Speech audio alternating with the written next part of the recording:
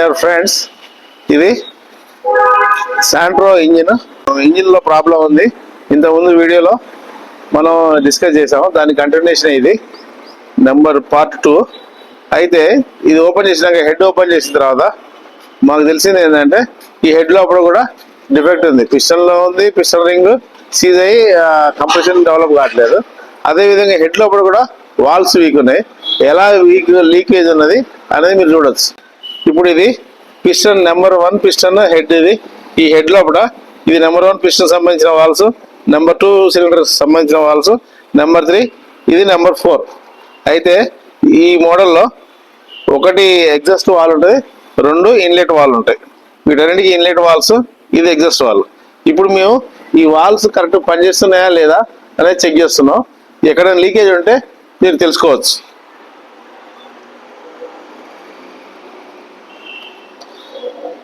ఇప్పుడు number 4లో head లోపల పోసాము, leakage లేదు. నెంబర్ 4 వాల్, నెంబర్ 3 లీకేజ్ లేదు. ఇప్పుడు నెంబర్ 2 నెంబర్ 1 చూస్తారు. ఇది చూడండి, నెంబర్ 2 సిలిండర్ వాల్ లీకేజ్ ఉంది. ఈ విధంగా కూలెంట్ లీకేజ్ అంటే కంప్రెసర్ కూడా లీక్ అవుతున్నట్టు లెక్క. మీరు మరోసారి చూడొచ్చు. ఇది డిఫెక్ట్. దీనివల్ల ఇంజిన్ కంప్రెషన్ డెవలప్ కావట్లేదు, పిస్టన్ కూడా పని చేయకపోవడం ఒక రీజన్, ఇది ఒక రీజన్. అదేవిధంగా నెంబర్ 1 కూడా చూద్దాం.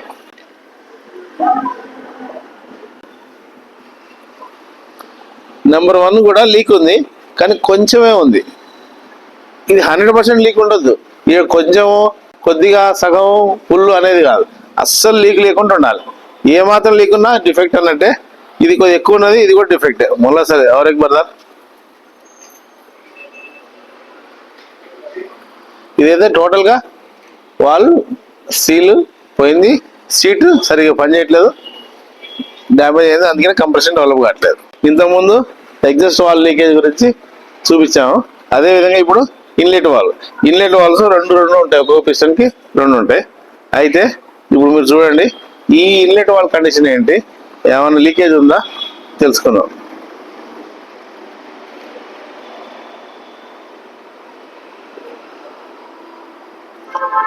సో పూర్తిగా ఇందులో కూలెంట్ పోసినాం, ఇక్కడెక్కడ లీకేజ్ లేదు. ఒకవేళ లీకేజ్ అయితే ఇక్కడ లీకేజ్ అవుతుంది.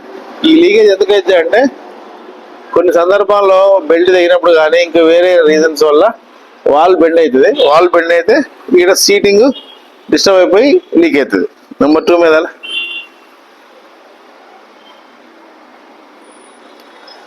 నెంబర్ 2 కూడా పర్ఫెక్ట్గా ఉంది, లీకేజ్ లేదు. నెంబర్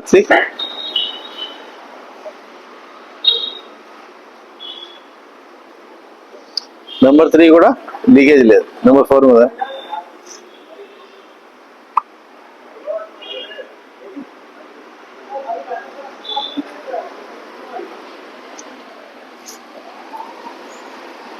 నెంబర్ 4 కూడా లీకేజ్ లేదు.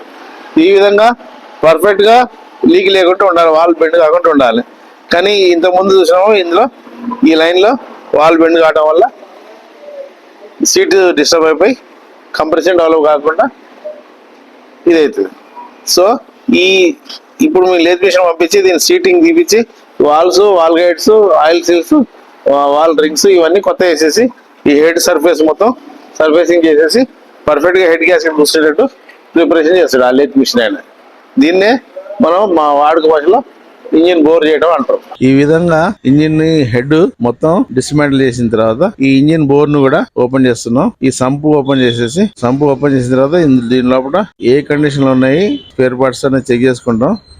ఇందులో పంపు, ఆయిల్ పంపు, కనెక్టింగ్ రాడ్స్, పిస్టన్ రింగ్స్ ఇవన్నీ ఓపెన్ చేసేసి అవన్నీ ఏ కండిషన్ ఉన్నాయి ఒకసారి ఓపెన్ చేసినాం కాబట్టి తప్పకుండా వీటన్నిటిని తీసివేసి కొత్త స్పేర్ పార్ట్స్ ఫిట్ చేస్తాం. ఇవంతా వర్క్ లేత్ మిషన్ లో జరుగుతుంది. లేత్ మిషన్ లో ఎన్ని కొత్త పార్ట్స్ ఫిట్ చేసిన తర్వాత మళ్ళీ మన వర్క్ షాప్ కి వచ్చేసిన తర్వాత ఈ ఇంజిన్ పార్ట్స్ మొత్తం మళ్ళీ మేము రీఅసెంబుల్ చేసి ఈ వెహికల్ కి ఫిట్ చేసి టెస్ట్ చేసుకుంటాం. అందులో ఓకే అయిపోతే టెస్ట్ డ్రైవ్ చేసుకుని వెహికల్ డెలివరీ చేస్తాం. Thank you.